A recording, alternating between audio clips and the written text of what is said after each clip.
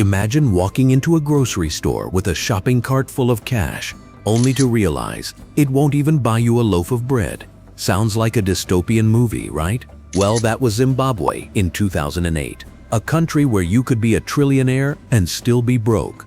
You might have seen one before, Zimbabwe's infamous $100 trillion bill.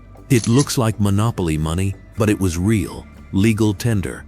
People literally used it as wallpaper. Not because it was funny, but because it was cheaper than actual wallpaper. So how does a country reach that point where $100 trillion can't even buy you a cup of coffee? This is the story of how Zimbabwe printed its way into financial collapse.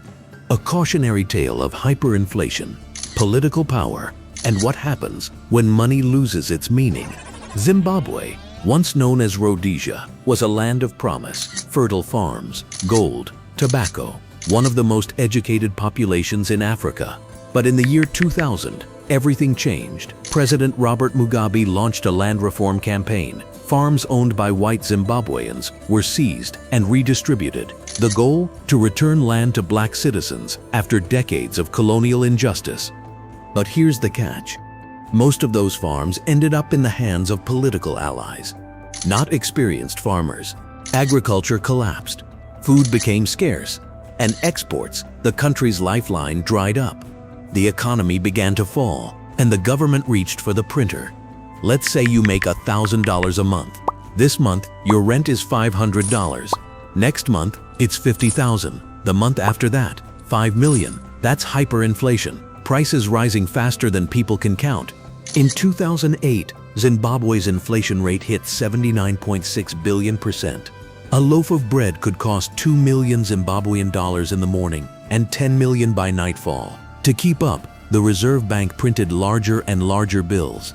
10 million, 100 million, a billion, a trillion. Eventually, 100 trillion. But it didn't solve the problem, because once people lose faith in money, nothing else matters. Now imagine you're a teacher. You get your salary, but by the time you reach the bank, it's not enough for bus fare home. Retirees saw their pensions evaporate. Hospitals ran out of gloves. Supermarkets couldn't price items fast enough. Bartering came back. Sugar was traded for soap, cooking oil for medicine. One man famously rolled a wheelbarrow of cash to buy groceries and was robbed, not for the money, but for the wheelbarrow. The cash left on the street. That's how worthless it had become.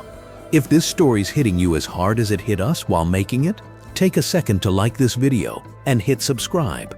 It helps us bring you more rare, powerful stories from the world of money, history, and everything in between. Eventually, the system broke. In 2009, Zimbabwe abandoned its currency. People began using US dollars, South African rand, anything stable. It took years for things to settle. Today, the Zimbabwean dollar technically exists again, but the trust still shattered. And those $100 trillion bills, you can buy one online today for about $5 USD. Ironically, they're worth more as souvenirs now than they ever were in circulation. So what can we learn from Zimbabwe? Money isn't just paper. It's trust. It's belief. It's a story we all agree on. When governments abuse that trust, when they print money to cover bad decisions, it's always the people who pay the price. Zimbabwe is a shocking example, but it's not alone. Germany in the 1920s, Yugoslavia in the 90s, Venezuela more recently. The signs are always there. It just takes the wrong leadership and one bad crisis to tip the balance. So next time you see a $1 trillion bill, don't laugh. Remember the stories behind it. The families who lost everything. The teachers who walked for miles to collect worthless salaries. The shopkeepers who changed prices by the hour. It's not just a bill, it's a warning. Thanks for watching.